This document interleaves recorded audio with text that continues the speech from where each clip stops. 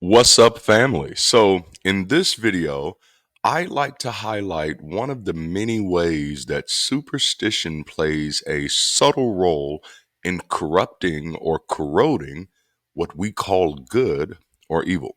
So, before we jump into this, you know the routine. If you haven't already, go ahead and make sure you like the video, subscribe to the channel, hit that alert notification bell. Consider joining our community either on Patreon or through our YouTube membership program. All of those links are in the description. We also have merch and we're looking for volunteers, which our website should be back up. We've had some bandwidth issues, which are good problems. So I'm not mad at that at all.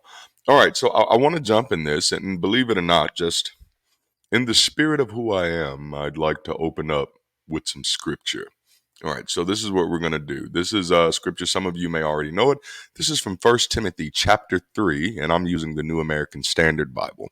It's appropriate for me because the past, I think the last 5 years that I was a pastor, that was the Bible, that was the version that I taught exclusively from, which I don't know if it's fair to call that teaching.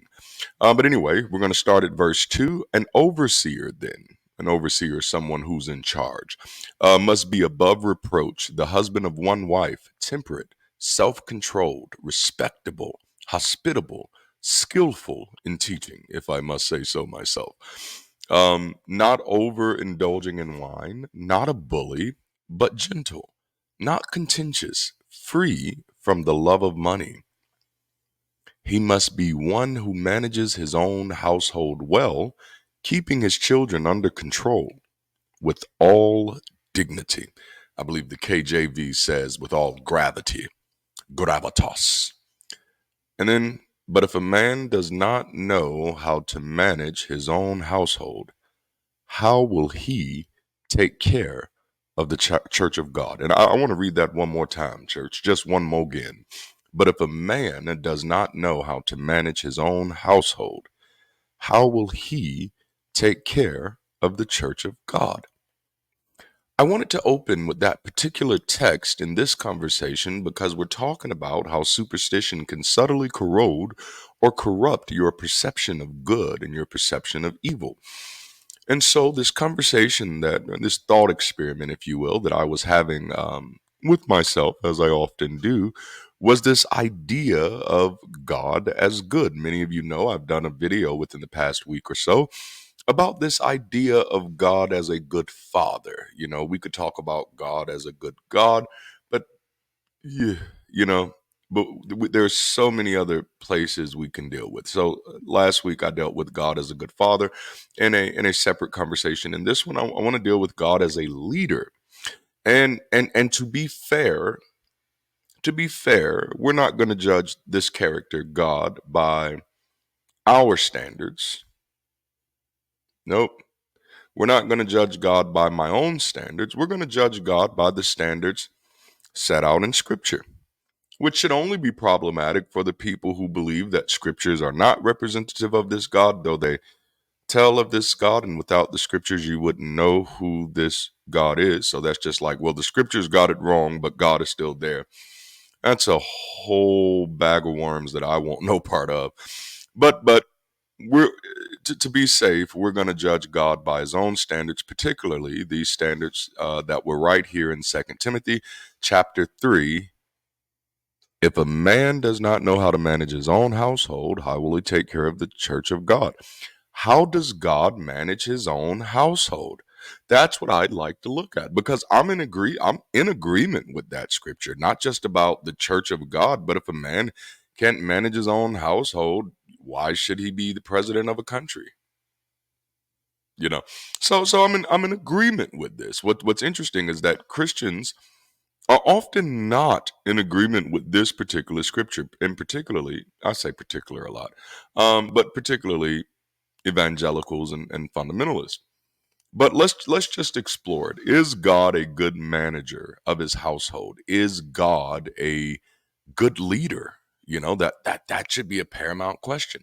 So let's start with the first place we know based off of scripture that God lives. God lives in heaven. How well did he lead heaven? Well, according to scripture, a third of his angels rebelled and were kicked out.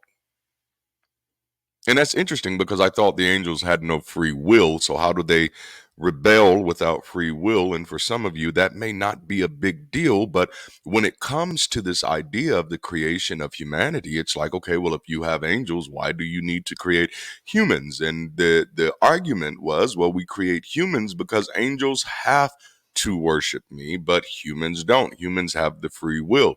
And so, but if angels can rebel, then they indeed have free will too, but that shouldn't be surprising. What you do tend to find out, a lot of people who have deluded themselves into believing these things have already separated themselves from the definitions of words in most cases. So so we see that as far as God managing heaven, he fails. God does not manage heaven well. Okay, so he starts another side project. Let's call it Eden. How well did God manage Eden? Well, his creation was deceived by his creation, so he cursed his creation and then kicked him out. All right, so God is at 0 and 2 right now. It's not looking good. All right, so how well did he manage after Eden, right? Because things didn't just stop at Eden. What comes after there? Well, Cain kills Abel. And then God drowns the planet shortly afterwards. There's some time in between. And that drowning of the planet would also include babies and children, which I don't think people don't even talk about. It's like, oh yeah, God destroyed the world because these people were evil. But I'm like, the babies too, the cheering too, Lord, even the cheering, Lord, you know. So yeah, all right, let's move on. So God is officially at what, 0 and 3 now. All right, let's see if his record at all improves. All right. So how well did he lead Jacob's clan? Well, they were enslaved within 2 generations of the covenant. All right. 0 and 4. How well did he lead the kingdom of Israel? They were only a united kingdom for 3 kings: Saul, David, and Solomon. The kingdom never united again. Yikes. Right? All right. Let's be fair. Let's continue. Well, so Jacob's clan ends up in slavery. And the kingdom of Israel ends up falling apart. How well did he lead the tribes of Israel? How well does this God manage the tribes of Israel, the children of Israel, his chosen people, the apple of his eye? How well did he manage them? Well, 10 of them have allegedly been lost to history. That's good management, right? You can't find your children. Lord, you lost 10 of your children. 10 out of 12 of them, you lost it. Let me throw that back on the screen here. If a man does not know how to manage his own household, how will he take care of the church of God? Maybe that's why the church isn't being taken care of, because this man doesn't even know how to manage his own household. All right, we'll continue though. I want to be thorough here. All right, so we see that his children, the children of Israel, tribes of Israel, they get scattered to the nation. He constantly calls them names, and I mean some of the most derogatory names. God calls his children hoes who thirst after horses with big dicks. Like, this is a real thing. So how well does he lead his son? Let's get a little personal.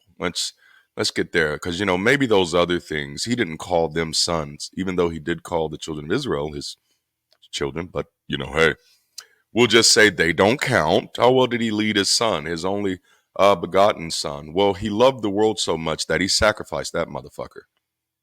All right. Oh yeah, that's love. Boy, that's weird. To ever believe that's love is weird. To believe that a God who is supposed to be father of many, that it's a love statement for him to say, I'm going to do something with my only child.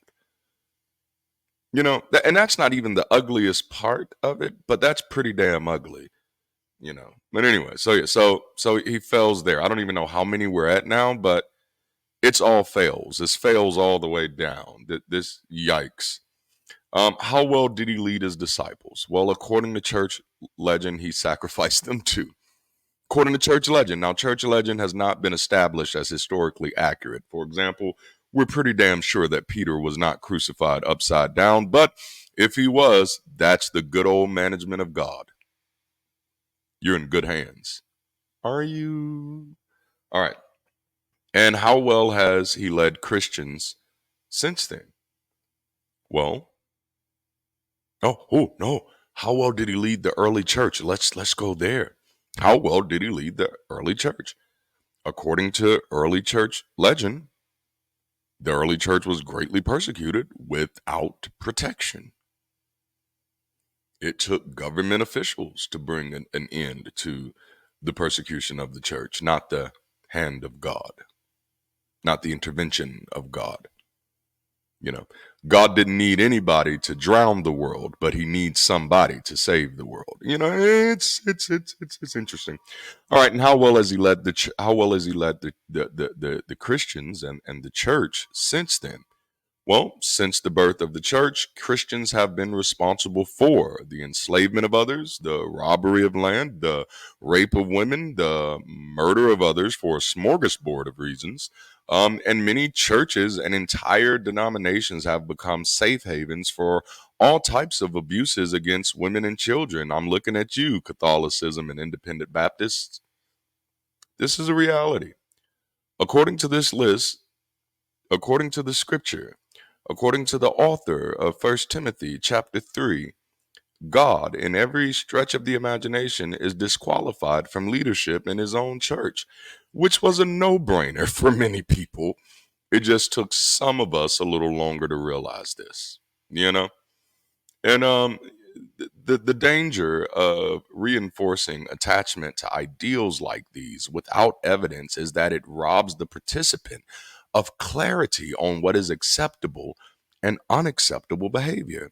And while I have no really grave concerns about this God character doing anything at all, whether it's something good to somebody or something bad to somebody, because I don't believe this character exists, the problem comes in when if I have conditioned myself to find excuses for God's bad behavior and call it good when it does not look good, when God is frankly absent and good behavior is frankly absent, then I will end up doing the same thing for people, making excuses for the damaging things, the hurtful things they do, calling them, finding a way to call them another form of love, and most importantly, not doing what's necessary to separate myself from people who are causing me damage in a misguided attempt at loyalty. That's the danger of such superstitious attachments like these. It seems harmless at first when you're on the outside looking in, but when you have worked in the pulpit and in the pews, you begin to see the way that this changes and challenges the way people interact with the world around them. If God can be an obviously bad leader and I still call him a good father, or I still call him a good God, or I still say that God is the greatest example of leadership, then no wonder the communities who attach themselves to this in truth cannot get good leadership in their communities because they cannot define what good leadership is. They can utter the words, but they cannot make those words make sense. Because in order to make those words make sense, they'd have to hold their God accountable to not meeting his own standard. And I say that with all sympathy and compassion and all seriousness because such was I. I was in that same boat. So I am not trying to push down on people who believe that. If anything, I'm trying to pull you up. In order for me to believe that this God is a good leader, let alone a good God, I'd have to ignore reality. Therefore, making such a belief, in my humble opinion, superstitious. As my good friend Stevie said, superstition ain't the way. When you believe in things that you don't understand, you suffer. Thank you all for watching. Don't forget to like the video, subscribe to the channel, hit the alert notification bell, consider joining the community, consider volunteering, and check out our merch. We have all of those links and stuff in the description. Until next time, keep rising, stay progressive, and stay beautiful. I'll holla at you.